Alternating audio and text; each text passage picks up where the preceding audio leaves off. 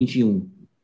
Então, vamos abrir agora, neste momento, Romanos 10, versículo 14 ao versículo 21. Romanos 10, do 14 ao 21.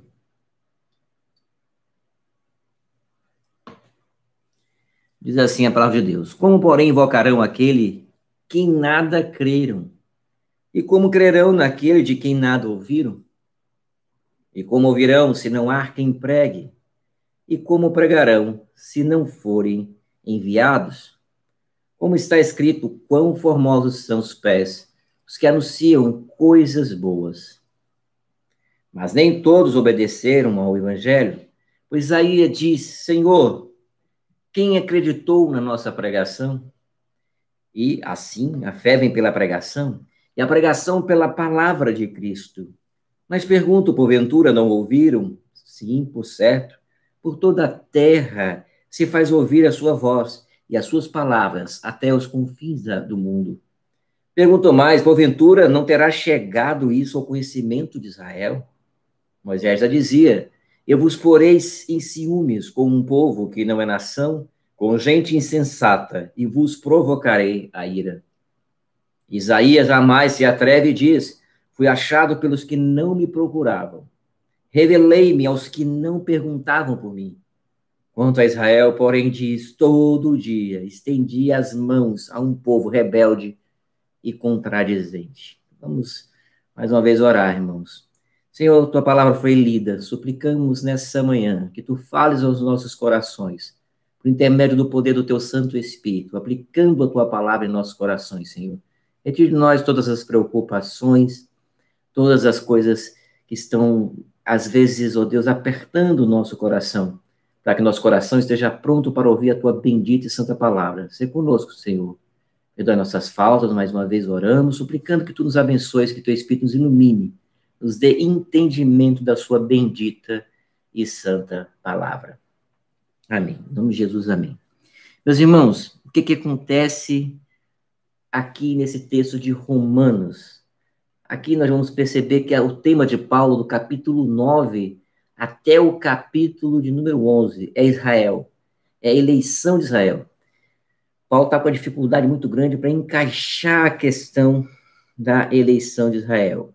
Como ele explicar para aqueles irmãos, aqueles ouvintes da igreja de Roma, que tinha judeus, nós já sabemos disso, já sabemos que tinham gentios, que são aqueles que não são judeus, tem dois grupos ali divididos.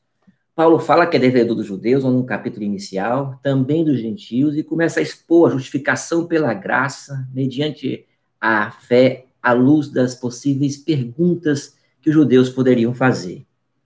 E Paulo, então, ao falar sobre isso, ele fala nos 3 primeiros capítulos, está todo mundo perdido. Depois ele fala do capítulo 3, 21 ao 5, a justificação pela fé, pela graça mediante a fé. E depois o apóstolo Paulo, meus irmãos, vai falar sobre a doutrina da santificação, mas dentro da doutrina da santificação, no capítulo 7, ele fala lei e graça, capítulo 8, a lei do Espírito Santo, e a partir do capítulo 9, a eleição da graça, como é que ela como é que ela foi elaborada por Deus e como é executada no tempo, no devido tempo, como essa doutrina foi executada. O povo de Israel, irmãos, ou o povo judeu, é um povo que passou por bastante sofrimento e ainda passa.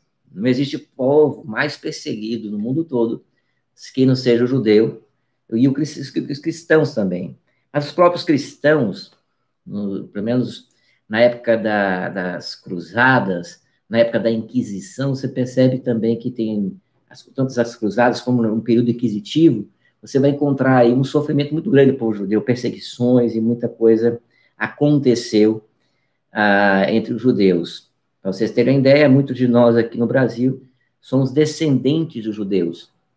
Então, você vai encontrar num livro, um livro muito interessante, da Anita Novinsky. Ela vai falar sobre os judeus que construíram o Brasil. Anita Novinsky, ela vai dizer que nós, brasileiros, deveríamos retornar à ideia da história do Brasil. Simplesmente, ela teve como professor Sérgio Buarque de Holanda, um grande historiador que escreveu Raízes do Brasil. ela vai retomar a história e dizer, olha, temos muita coisa para aprender sobre a influência dos judeus no Brasil.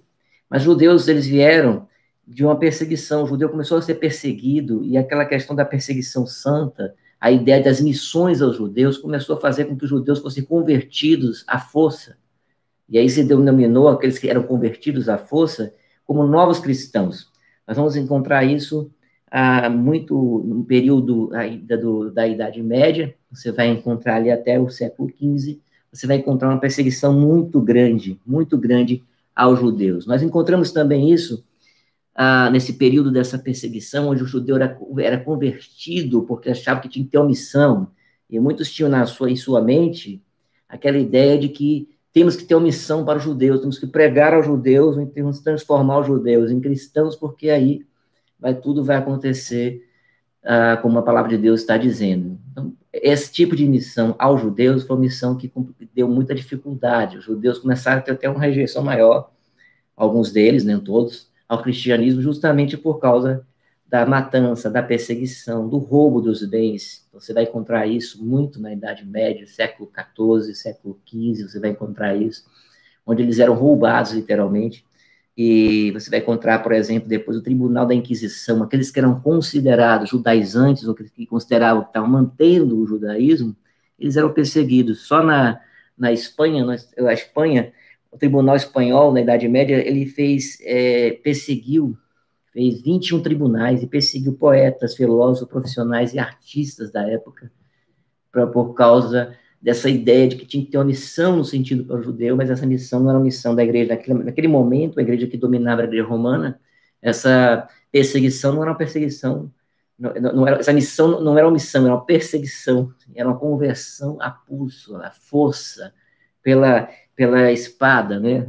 Pela espada que eles tentavam converter esses judeus. Então, os judeus vêm para o Brasil, primeiro eles são expulsos da Espanha, vão para Portugal, Dom Manuel expulsa também alguns deles de lá, ou seja, aprisiona, rouba os bens, manda para cá, para o Brasil, nós vamos ter aí, no interior da Bahia, mais de 400, só aqui na Bahia tinha mais de 400 judeus aqui, você vai encontrar bibliotecas, igrejas, que você tem Cruz, você tem lá a Estrela de Davi, isso daí você encontra no livro Judeus que Construíram o Brasil, da Anita Novinsky, se você quiser, por curiosidade. Mas por que eu estou falando isso aqui na introdução do texto de Romanos? É porque Paulo aqui está com uma questão em mãos. O que os judeus, como é que os judeus acontece, o povo judeu, dentro do plano da eleição? O judeu ficou com a mente, qual é a mente que vai ter do judeu aqui? Bom, Paulo está dizendo que Jesus é o Cristo, é o Messias. Paulo está dizendo que esse é aquele que nós esperávamos por tanto tempo, mas agora essa pessoa está aqui, nem todo mundo está aceitando. Alguns converteram e outros não. Não existe a eleição à etnia de Israel, ao povo israelita. Então, Paulo vai começar a explicar que nem todo Israel são israelitas, mas em Isaac Isaac foi chamado de meu filho. Paulo vai, então, fazer comparações em Romanos 9 entre Isaac e Ismael, vai fazer comparações entre Jacó e Esaú, vai fazer comparações entre Moisés e Faraó. Claro que Faraó não era dos judeus, mas ele está mostrando que era a doutrina da eleição da graça. Paulo, então, vai dizer que nem todos aqueles que nascem como judeu é de fato israelita. Então, ele vai mostrar que a eleição da graça então, começa a transformar uma ideia de uma eleição étnica na ideia de uma eleição espiritual, a eleição da graça. Esse é o tema de Paulo. E ele continua ainda na mesma ideia do tema, para mostrar para os judeus que Deus não falhou na sua palavra, na sua promessa, que se Deus falhasse em sua promessa, Deus não seria Deus. Essa é a ideia de Paulo, da construção lógica do apóstolo Paulo. Então, no versículo 14, ele está continuando, a gente parou porque para diminuir o tempo, né, na última vez, mas ele continua, veja só. Quando ele fala como, porém, ele está retornando aos versículos anteriores, é uma carta. Para você que está me ouvindo aqui agora, pense no seguinte, isso aqui é uma carta, esses versículos, esses números foram colocados para facilitar. Quando a gente fala, abre em tal lugar, capítulo tal, versículo tal, isso facilita a leitura e a didática, mas isso não é do original, dos originais, nem original, dos originais, tanto do Novo como do Antigo Testamento. Tá? O Antigo Testamento escrito em hebraico, nós temos textos em aramaico, também no grego e aramaico também no Novo Testamento, você tem alguns, essa língua. Então, a Bíblia foi construída, escrita em hebraico, aramaico e grego. E você não vai encontrar dessa forma, você vai encontrar uma carta inteira, e aí as divisões dessa carta foram feitas de uma maneira de assuntos, didática, às vezes acerta, às vezes erra na divisão, no sentido de que, às vezes, corta um texto que poderia estar continuando, porque é uma carta. Se quiser entender melhor, leia a carta toda, para você entender. Então, como, porém, invocarão aquele que nem creram, ele está agora retomando aos versículos anteriores. Qual é o versículo anterior? Versículo 12 diz assim: pois não há distinção entre judeu e grego, uma vez que o mesmo é o Senhor de todos, rico para com todos os que invocam, porque todo aquele que invocar o nome do Senhor, todo aquele que invocar o nome do Senhor será salvo. Então, veja, a ideia do apóstolo Paulo é dizer assim, ó, como é que ele não há distinção entre judeu e grego, uma vez que o mesmo é o Senhor de todos. Então, Paulo vai dizer, ó, juntar judeus e juntar gregos, ou seja, gentios, povos de outras línguas, povos bárbaros, todo mundo que não falava o aramaico ou o hebraico, né? Ele era um outro povo, falava o quê? Grego, era a língua da época, né? Hoje seria o inglês, a língua mais falada. Então, porque todo aquele que invocar o nome do Senhor será salvo? Então, ele vai representar aqui Paulo como um advogado. Você que é advogado, você tem que colacionar provas, colocar provas nos autos. Paulo vai colocar as provas dele. E a prova de Paulo são os textos do Antigo Testamento, porque a Bíblia, aqui até o momento, a Bíblia que eles têm em mãos é a Bíblia do Antigo Testamento. Eles não têm ainda, o Novo está se construído ainda. Então, eles não têm o Novo. E qual é a argumentação, qual é o conteúdo, qual é a fundamentação do apóstolo Paulo? É o Antigo Testamento. Então ele usa aqui Jeremias, Joel, ele diz assim: acontecerá todo aquele que invocar o nome do Senhor será salvo, porque o monte Sião, Jerusalém, estarão os que forem salvos com o Senhor, prometeu. E entre os sobreviventes, aquele que o Senhor chamar. Joel 2,32. Então, ele vai usar os textos do Antigo Testamento para falar. A mesma coisa vai começar no versículo 14. Ele vai dizer que, olha, já foi falado para vocês, vocês não estão entendendo. O problema não é Deus e a sua eleição da graça. O problema é que vocês não compreenderam as promessas. Vocês não compreenderam os textos do Antigo Testamento. Então, Paulo diz, como, porém, invocarão aquele a quem não creram, e como crerão naquele que nada ouviram. E como ouvirão se não há quem pregue? Então, como, porém, invocarão aquele em quem não creram? Ele está falando agora, como é que vai invocar o nome de Cristo naqueles que não creram? Como crerão naquele que nem nada ouviram, não ouviram falar? E como ouvirão se não há quem pregue? Se não há quem fale? Ele está falando que se ninguém pregar o evangelho, quem é que vai crer? Ele está falando, inclusive, do próprio ministério dele também. E como pregarão se não forem enviados? Aí ele vai fazer toda uma construção missionária, para falar de Cristo, da pregação de Cristo. E aí o que ele está fazendo? Ele está pregando aos judeus, ele está pregando aos gentios. Ele lembra no início, ele fala logo no início que ele é devedor de judeus, primeiro do judeu e depois de bárbaros. E Paulo lembra que Paulo está querendo fazer o quê? Capítulo 15, Paulo diz, eu quero que vocês me enviem para a Espanha. Então, Paulo está se apresentando àquela igreja. Ele não fundou a igreja de Roma. Pedro também não fundou, tá? A tradição católica fala de Pedro, alguns falam que Pedro fundou a igreja, tá? E o pessoal fala, Pedro foi o fundador da igreja. Em termos de Roma, não foi Pedro que fundou, tá? Eles falam do fundamento da igreja católica, como aquele que foi o primeiro apóstolo e tal. Mas ele não fundou a igreja que estava em Roma, e Paulo também não fundou. A igreja de Roma é feita com pessoas que foram pregar o evangelho, pessoas que ouviram o evangelho e pregaram lá, irmãos em Cristo. Como, porém, então, vai invocar, se não forem enviados, veja, Paulo está trazendo duas questões aqui. Está usando os textos do Antigo Testamento, que ele vai falar agora aqui, ele também está falando da posição dos textos bíblicos, mostrando que o que está acontecendo, a pregação que ele está dizendo, é uma pregação missionária já descrita no Antigo Testamento. Então, são missões no Antigo Testamento. Então, olha o que ele diz. Como está escrito, conformados são os pés dos que anunciam coisas boas. E é o texto que nós lembramos de Isaías 52 todo, mas principalmente o versículo 7, quando o apóstolo Paulo disse, que formosos são sobre os montes os pés dos que anunciam as boas novas, que faz ouvir a paz, que anuncia coisas boas, que faz ouvir a salvação, que diz a Sião, o teu Deus reina. Ele está dizendo quão formosos são esses pés, ou as pessoas que ficam porque pés, porque olha, eles vão andando e pregando, né? É abençoada o caminho dessa pessoa, porque ela está pregando a Deus, pregando a palavra de Deus. O que Paulo está dizendo? Eu estou pregando Deus, estou pregando para vocês Cristo, que Ele é o Messias. Mas como vocês vão crer se vocês como é que vocês vão se converter se vocês não crerem nele? Mas como é que vocês vão crer nele se vocês não ouviram? Mas como vocês não vão ouvir se ninguém pregar? É o que eu estou fazendo. Ele está pregando, ele está avisando, está anunciando. Ele fala, isso aí é o quê? Isso daí é o resultado do Antigo Testamento, de Isaías. Isso é o resultado, então, do texto de Isaías 52. Mas Paulo não para por aqui, irmãos. Paulo continua, mas nem todos obedeceram o Evangelho. Agora, olha a túnica de Paulo. Quem é que não está obedecendo o Evangelho? São os israelitas. É o povo de Israel, o povo de judeus. Pois Isaías diz, Senhor, quem acreditou na nossa pregação? Então, ele está falando de Isaías 53. E Isaías 53, meus irmãos, é um texto que é usado pela doutrina reformada, a doutrina cristã, que mostra Cristo sendo levado à cruz do Calvário. Eu vou ler para vocês, só para vocês terem uma ideia do texto. Quem creu em nossa pregação e quem foi revelado o braço do Senhor, porque foi subindo como renovo perante ele, com raiz de uma terra seca, não tinha aparência nem formosura. Olhamos, mas nenhuma beleza havia que nos agradasse. Era desprezado e o mais rejeitado entre os homens, homem de dores e que sabe que é padecer. E como um de quem um homem esconde o rosto, era desprezado. E dele não se fizemos caso.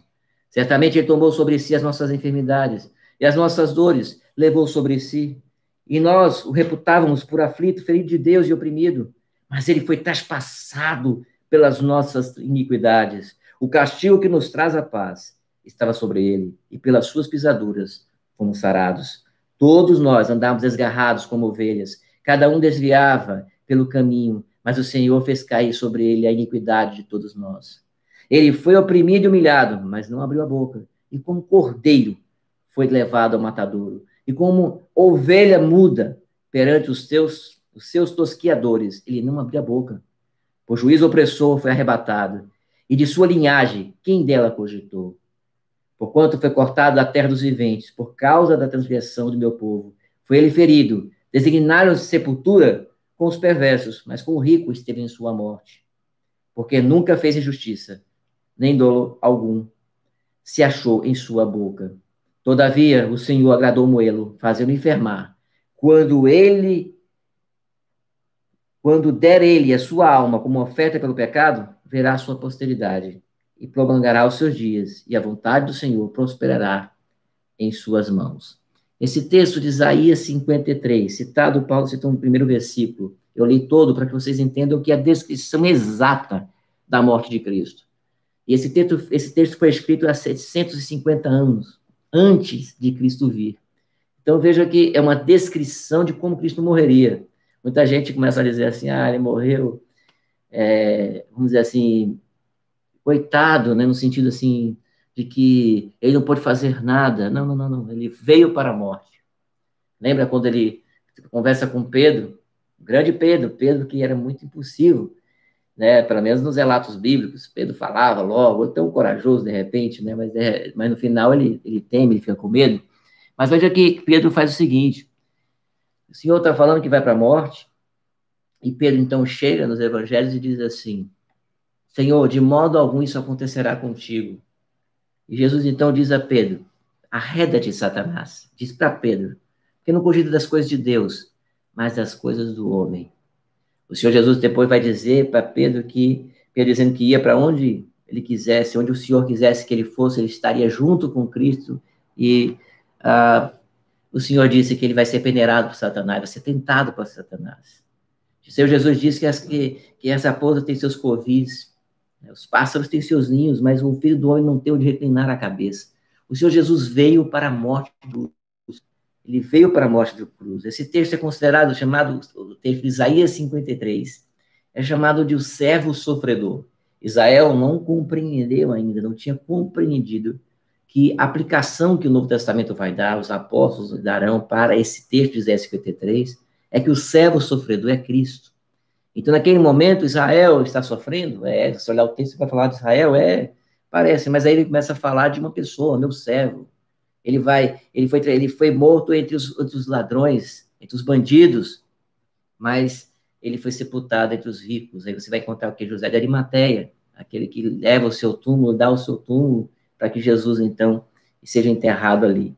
Então, veja, meus irmãos, quem acreditou na nossa pregação? Por que Paulo cita essa expressão de Isaías? Quem acreditou na nossa pregação? Lembra do Isaías capítulo 6? Isaías capítulo 6, o Senhor chama Isaías, o chamado Isaías está no capítulo 6 do livro de Isaías, do profeta Isaías.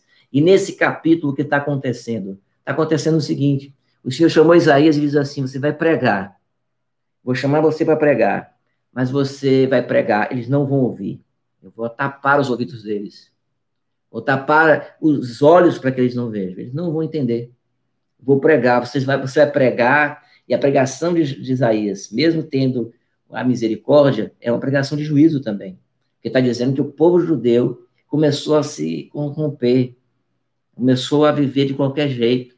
O Senhor ainda promete para eles, olha, ainda que vossos pecados sejam vermelhos como escarlate, eu os tornarei mais brancos do que a neve. O Senhor promete a eles que se eles vierem até ele, e depois arrazoemos, né, ele fala isso, venha, se vocês vierem a mim, se converterem, eu serei misericordioso com vocês, mas o povo não quis ouvir. Então, quando Paulo diz aqui, ele está falando, olha, não é hoje que Israel está deixando de ouvir o Senhor. Israel já deixou de ouvir o Senhor lá atrás, com Isaías, por exemplo. Isaías já falou sobre isso, que quem foi que creu na nossa pregação? Então, veja o versículo 17. E assim a fé vem pela pregação, e a pregação pela palavra de Cristo. Paulo, então, vai dizer, então, a fé não vem. Como é que você vai ou se converter? Pela pregação. Pelo quê? Pela palavra de Cristo. Pela palavra de Cristo. Então, agora, a ideia de apóstolo Paulo é mostrar que judeus e gentios, eles estão unidos na descrença, mas eles podem estar unidos na crença, se eles ouvirem a mensagem de Cristo, ou seja, se eles crerem em Cristo, o Messias, aquele que foi prometido desde o Antigo Testamento. E aqui, já falo para você, muitas pessoas falam, eu tenho fé, eu creio, aquela fé que falha, né? A fé do Gilberto Gil, a fé que ele fala que a fé dele não costuma falhar, a fé na fé. As pessoas têm fé, eu sou uma pessoa de fé. Fé em quê? Para a Bíblia, a fé em Cristo. Veja, não é uma questão de opinião, hein? As pessoas hoje têm muita ideia. Eu acho isso, eu penso daquele jeito, Você pode pensar de qualquer jeito que você quiser. Mas o texto bíblico entende que fé tem a ver com Cristo. Paulo fala isso para os judeus. Os judeus não tinham uma fé judaica, mas ele está dizendo, não, mas não é essa fé que vocês estão aí, está tendo uma dificuldade, porque a fé que vocês têm precisam estar, na verdade, modificada, porque vocês precisam aplicar. Modificar em que sentido? Eles não entenderam. Então, eles modificaram, vamos botar a ordem correta, eles modificaram aquilo que o Senhor fez, não entenderam e começaram a entender com o seu próprio entendimento. Então, o Senhor vai dizer, olha, a fé vem pela pregação, pela palavra de Cristo. Não há ninguém que possa ser convertido em nenhum lugar, se não for pela pregação da palavra de Cristo. É missão. Mas olha só que coisa interessante, o apóstolo Paulo falando de eleição da graça, soberania de Deus, mas ele fala de quê? Da responsabilidade missionária no sentido de pregação e a responsabilidade do ouvinte de ouvir. E ele vai fazer isso no versículo 18. Olha como uma estrutura de perguntas e respostas de Paulo. Mas pergunto, porventura não ouviram? Será que eles não ouviram antes? É uma pergunta retórica. Sim, por certo, por toda a terra se faz ouvir a sua voz, e as suas palavras até os confins do mundo. Isso é o Salmo 19, né? O Salmo 19 diz assim, os céus proclamam a glória de Deus, o firmamento anuncia as obras de suas mãos, um dia discurso outro dia, uma noite dá conhecimento a outra noite, não há palavras e nenhum som, mas de dele se ouve a sua voz, mesmo no silêncio da manhã que amanhece, da noite que anoitece, do céu, mesmo naquele silêncio, há um estrondoso som da glória de Deus. Então, veja que nesse Salmo 19, o Senhor, aos primeiros versículos, o Salmo 19 apresenta as obras da criação. As obras da criação mostram que existe um Deus. Depois ele vai dizer que a lei de Deus é perfeita e restaura a alma. O testemunho do Senhor é simples, dá sabedoria, o testemunho do Senhor dá sabedoria aos simples. Então, veja, A ideia do Salmo 19 é mostrar que as obras da criação declaram que existe um Deus. Declaro que existe um Deus. Então, essa é a voz silenciosa de Deus. É uma voz que fala alto, porque quando você abre o dia, abre sua janela, olha para a vida, olha para o sol, você diz: Deus existe. Por que você vai dizer isso? Porque você vê que existe um Deus maior do que você. Isso na teologia é chamado de sensus divinitatis, senso divino. Paulo já falou isso em Romanos capítulo 2, a gente não falou aqui, na igreja eu já falei algumas vezes, mas aqui na internet eu não falei ainda. Mas o senso divino, Paulo vai dizer isso, que Deus cravou no coração do homem a sua lei. O homem, então, nasce, você estudar um pouco antropologia, não há nenhuma civilização do mundo que não seja religiosa. Ela pode não crer no Deus Yahvé, o Deus dos judeus e dos cristãos. Ela pode não crer nesse Deus que nós cremos, mas ela tem algum Deus. Ela olha para a natureza, ela vê as grandiosidades, as coisas tão que ela não tem explicação. Ela diz: existe um Deus. Existe um Deus. Isso é tão forte que muitas pessoas que são ateias começaram a desenvolver uma outra teoria contrária a isso. Eles dizem que o homem, por ser muito primitivo e não conseguir explicar os fenômenos da natureza, criou Deus. Então, Deus seria uma criação humana para explicar o inexplicável, né?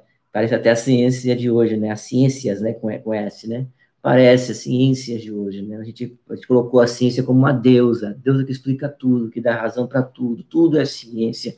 Pessoas enchem a boca, isso é ciência, como se ela pudesse explicar tudo e ela não consegue. Ela consegue descrever algumas coisas. Se conseguir explicar tudo, a gente não estava aqui, todo mundo dentro de casa, todo mundo nos seus quartéis, amedrontados por um vírus, não é verdade? Mas o que acontece? A ciência não tem explicação para tudo. E nem se propõe, nem deveria se propor a isso.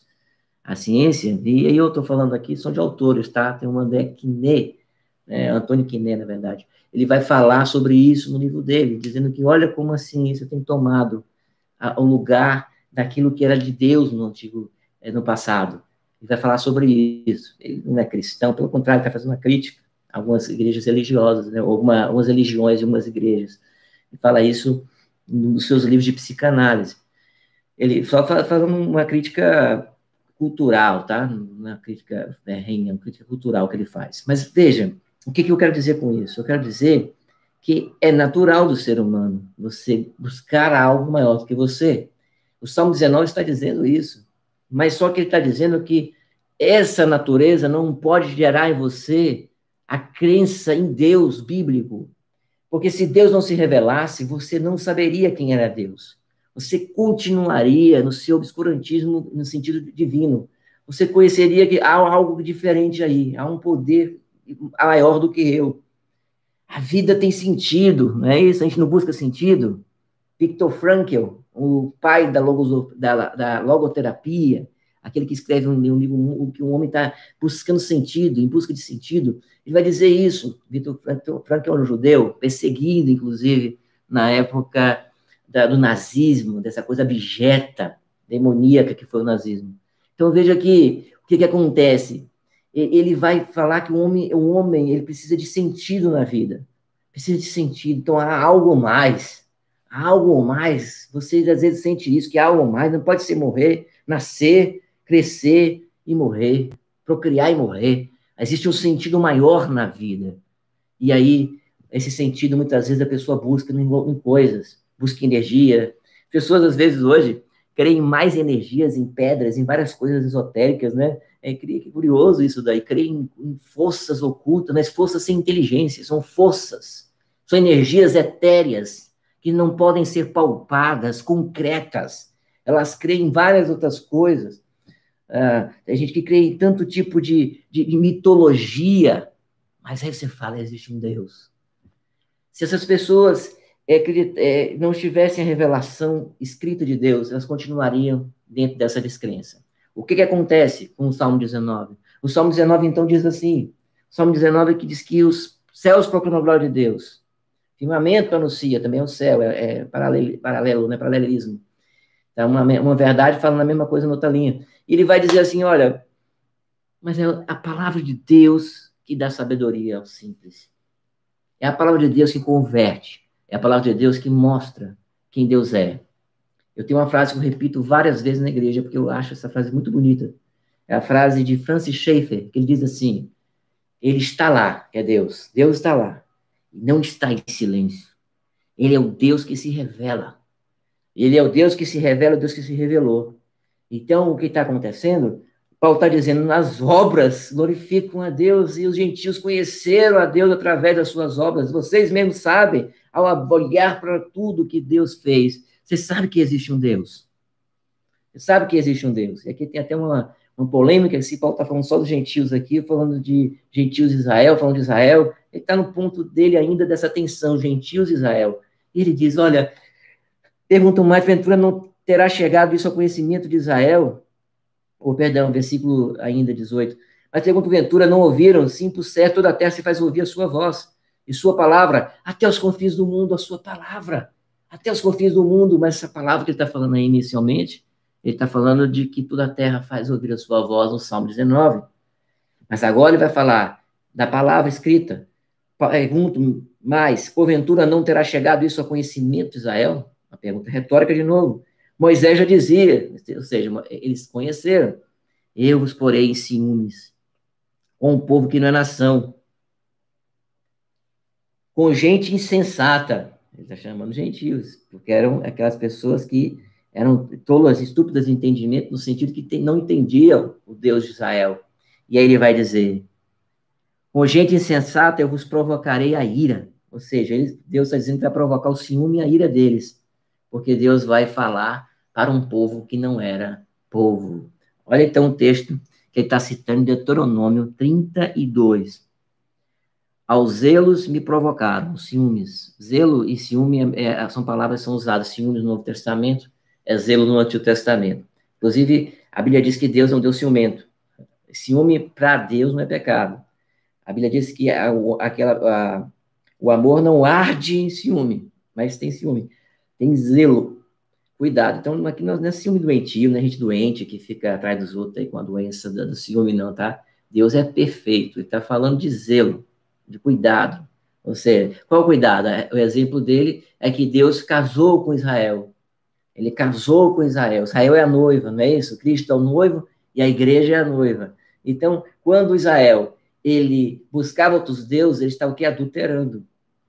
Então, infidelidade. Então, Deus cuida da sua noiva para que ela não seja infiel. E essa noiva tem que se cuidar para não ser infiel. E Deus é zeloso, ele não quer que esse povo dele flerte com outros deuses. Então, é a ideia de Oséias. Lá, Deus é o marido que está sendo representado por Oséias. Israel é a mulher adúltera que está ali adulterando. Então, essa é a ideia. Então, vejam, meus irmãos, que o texto continua.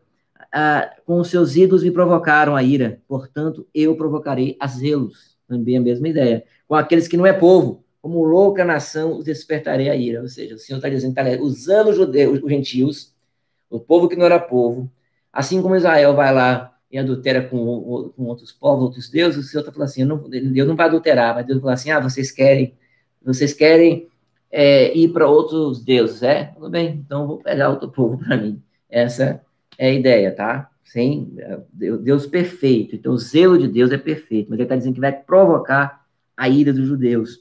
Então, ele está citando de novo, como um advogado. Quem que ele está citando? Texto bíblico. Como é que eu sei se uma coisa é bíblica ou não? Lendo a Bíblia. A Bíblia testifica a Bíblia. Então, veja, citou Moisés, aquele que fala da lei, citou Isaías, considerado por muitos como um grande evangelista do Antigo Testamento. Isaías a mais se atreve e diz, fui achado pelos que não me procuravam, que são gentios. Revelei-me aos que não perguntavam por mim. Quanto a Israel, porém, diz, todo dia estendi as mãos a um povo rebelde e contradizente. Então, esse povo é um povo que toda hora se opõe a Deus. E ele está falando de Isaías 65, de 1 a 2. Olha o que o texto diz. Vou ler para vocês. Fui buscado pelos que não perguntavam por mim. Fui achado por aqueles que não me buscavam. A um povo que não se chamava do meu nome, eu disse, eis-me aqui, eis-me aqui.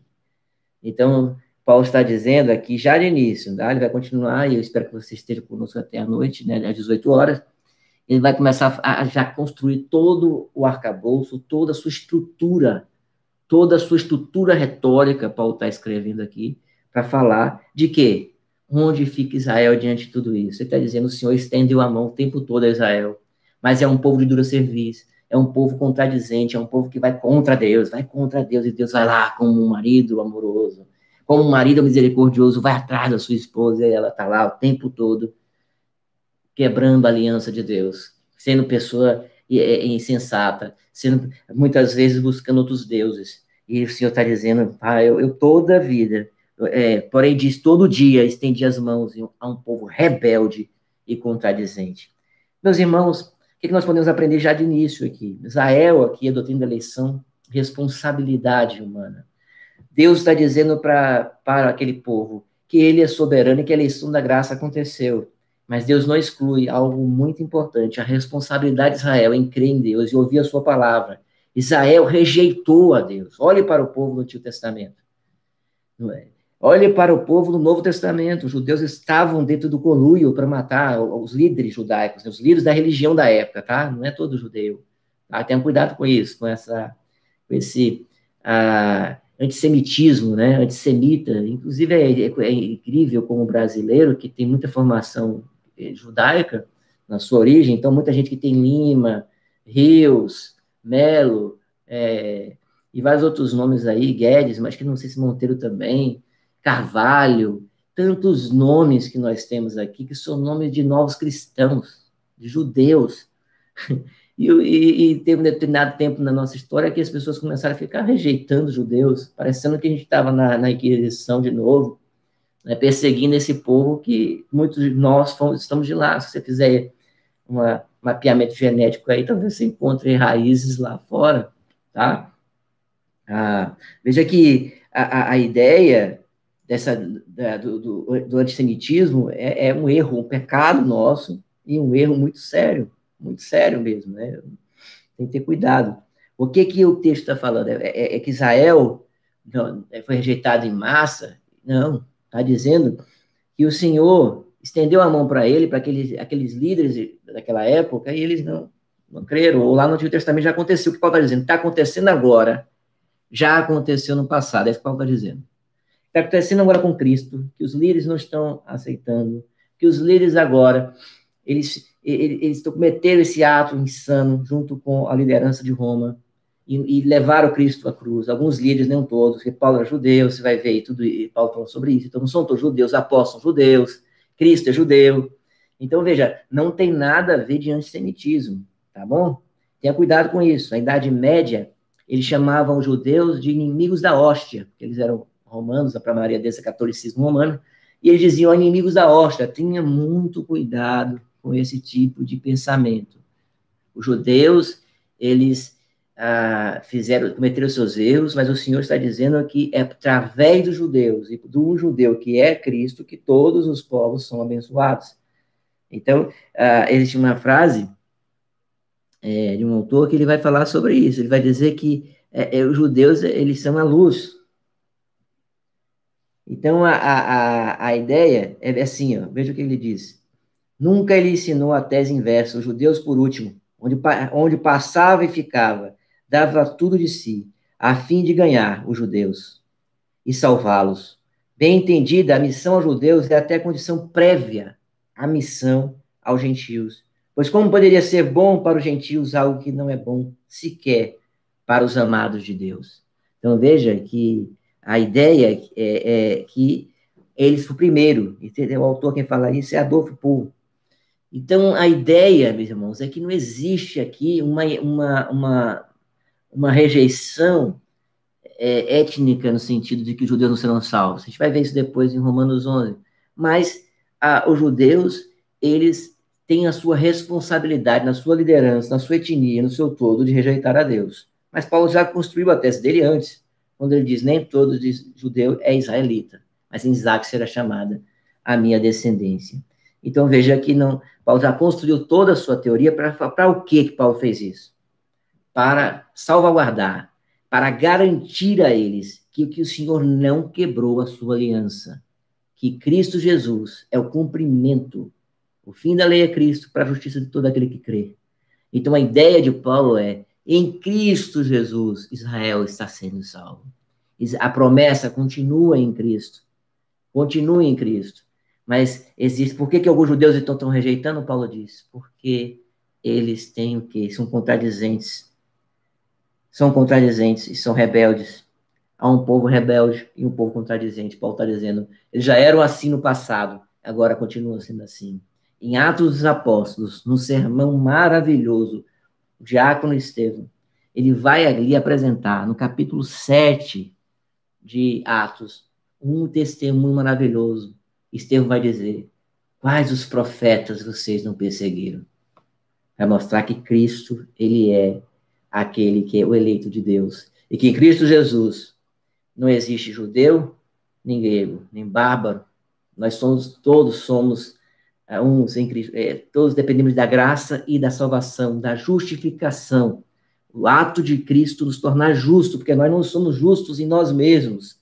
É Cristo que nos declara justo. Deus nos declara justo em Cristo, né, para dizer mais certo, né? Ele é o juiz que diz: está justificado, porque o inocente morreu pelo culpado. Então, essa substituição de Cristo na cruz, essa morte vicária de Cristo na cruz, substitui os pecados daqueles que creem em Cristo Jesus. Mas, meus irmãos, aqui fica o ensinamento para nós. Primeiro ensinamento de missões. Precisamos ter missões tanto para pregar para os judeus como para pregar para os gentios. Temos que pregar o evangelho. A salvação é pela pregação. Eu sei que você tem orado pelo seu ente querido, eu sei que você tem orado muito para aquelas pessoas que você tem amizades e familiares, mas o ponto é: pregue a palavra. Muitos já ouviram a pregação, é evidente, muitos já conhecem a pregação, mas a conversão não vem pela oração. A ideia é que você ora, crê no Espírito Santo, na obra do Espírito Santo, que o Espírito Santo convence do pecado e do juízo, mas você prega, você anuncia o evangelho, tá? Você anuncia o evangelho. Você continua pregando, porque é a missão, está desde o Antigo Testamento, é a missão. Nós temos que pregar. Nós temos que também entender, meus irmãos, que a rejeição de alguma parte dos judeus, não foi todos os judeus, de parte dos judeus, foi proferida por Cristo, por Deus no Antigo Testamento, e Paulo está dizendo que foi proferido e tudo isso, e que está acontecendo ali é uma obra da soberania de Deus.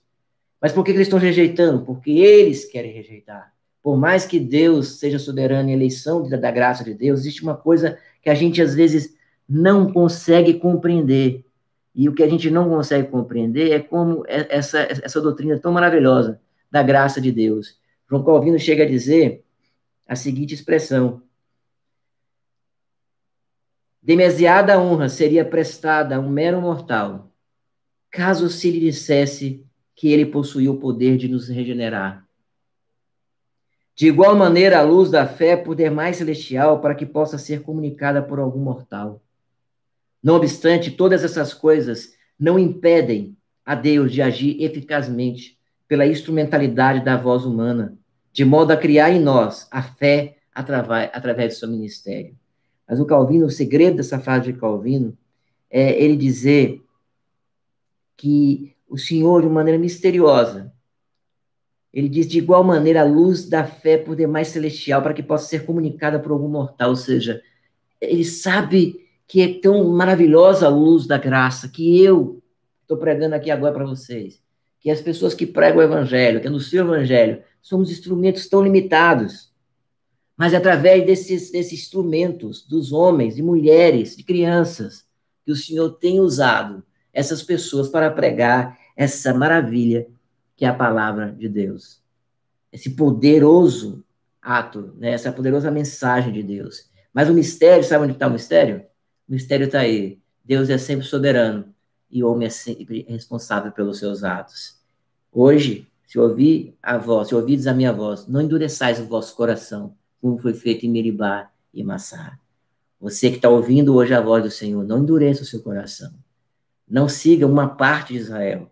Siga a outra parte, dos apóstolos e de outras pessoas que se converteram.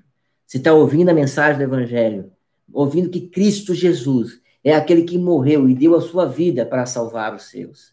Você tem ouvido a graça e misericórdia de Deus. Esse Deus maravilhoso que, mesmo Israel rejeitando, ele diz que todo dia estende a mão a um povo rebelde e contradizente. Hoje o Senhor estende as duas mãos. Ele estende a mão da salvação para você e a mão do senhorio dele, com graça, com misericórdia.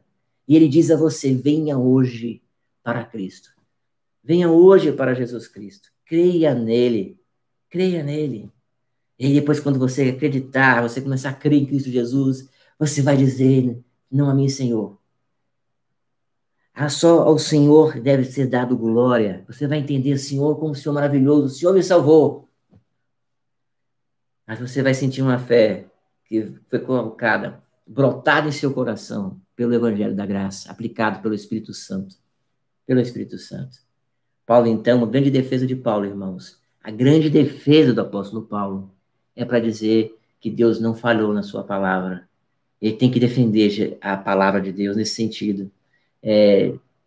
Charles Spurgeon, um pastor batista, ele dizia assim, não precisa você defender o evangelho. O evangelho é um leão numa jaula, hein? É só abrir a jaula, deixa que ele vai fazer o serviço dele, né? O que Paulo está fazendo é abrir o evangelho. Ele está mostrando para aqueles ouvintes dele, Deus não falhou na sua palavra, Deus é soberano. Você comecei o texto falando dos judeus, não foi? Da condição dos judeus, das perseguições aos judeus. Meus irmãos, nós temos que ter grande cuidado com essa questão. Em relação aos judeus, você ainda vai ouvir mais ainda algumas coisas no capítulo 11, nós vamos continuar esse assunto. Mas você tem que entender que foi a partir dos judeus que o evangelho foi anunciado. E as missões evangélicas, desde aquela época, ou as missões católicas, e as missões violentas, o evangelho nunca foi por violência, nunca foi por força, nem por obra humana, mas é pelo Espírito de Deus. A mensagem do evangelho, ela é graciosa e misericordiosa. Por isso que você não vai encontrar, naqueles que são cristãos mesmo, a conversão por violência. Forçar as pessoas a se converterem em Cristo Jesus, não. Mas por que então os evangélicos pregam? Os cristãos, eu gosto mais de chamar de reformado, tá? Não gosto muito dessa expressão evangélica, tá? Por causa da corrosão da expressão. Como ela está corroída, deturpada. Então, mas vamos lá. Por que as pessoas falam, mas essas pessoas são chatas, ficam falando com a gente, pregando para a gente, tem que respeitar as nossas religiões. Não é desrespeito nenhum, respeitamos todas as pessoas e todos os pensamentos. O que nós estamos fazendo é o que o Senhor mandou. Pregue a palavra, pregue a Cristo, porque sem Ele você não será justificado. Sem Cristo Jesus, sem crer em Cristo, você não será salvo. Mas quem diz isso? É o Senhor. É o Senhor que diz isso, desde o início do texto, quando ele fala do próprio Senhor Jesus Cristo. Então ele diz aqui, e assim a fé vem pela pregação, versículo 17, e a pregação pela palavra de Cristo. Como é que eu posso querer que você tenha fé se eu não pregar a palavra de Cristo para você? Venha Jesus Cristo hoje, creia nele, e você será salvo. Que o Senhor te abençoe e te guarde. E para você que já é cristão, uma das marcas do cristianismo é o reconhecimento da graça e da misericórdia de Deus. Da soberana graça de Deus. Você diz assim, eu não merecia. Eu não merecia. Pelo contrário, eu merecia a perdição, e o Senhor me deu a salvação. Então, agradeça a Deus por ter sido salvo, porque em Cristo Jesus. Cristão não é soberbo. Ele reconhece em Cristo que toda a sua salvação, todo o mérito que existe é em Cristo. Não temos mérito nenhum na salvação. Então, você, querido e amado amigo, querido que está ouvindo agora, você pode pensar assim, o pessoal acha que só eles, né, são salvos, tem essas conversas, né? Não tem nada a ver conosco. Tem a ver com aquilo que Paulo diz. Creia em Jesus Cristo. Creia em Cristo Jesus. Creia nele. Esse é o caminho. É o único caminho. Jesus disse, eu sou o caminho, a verdade e a vida. Ninguém vai ao Pai se não for por mim. Vamos orar. Senhor nosso Deus e Pai, te agradecemos por tua graça, tua misericórdia. Pegando que a tua palavra que foi pregada nesta manhã seja aplicada com o poder do teu Santo Espírito. Senhor, não temos poder em nós mesmos, de persuasão, de convencimento, de retórica. Sabemos que é teu Espírito que ilumina o entendimento e dá conhecimento aos simples. Portanto, Senhor, através da tua palavra, faça que com novas pessoas que estejam aqui agora, neste momento, ouvindo essa mensagem ou assistindo, que elas venham até ti, Senhor. Se convertam e serão salvas. o Senhor nos alimente e nos faça também missionários, pregadores do teu santo evangelho. Aqueles que já estão no Senhor, crendo em Ti, que sejam pregadores, anunciem o evangelho da graça. Aqueles que já estão também em Cristo, Senhor, que reconheçam que o único mérito que nós temos é em Cristo Jesus, ou seja, não temos mérito algum. Somos salvos pela graça, exclusivamente pela graça. E essa graça não vem de nós, mas vem do Senhor. Abençoe cada um, santifique as nossas vidas, edifique as nossas vidas, transforme os nossos corações cada dia mais. Em nome de Jesus é que nós oramos. Amém.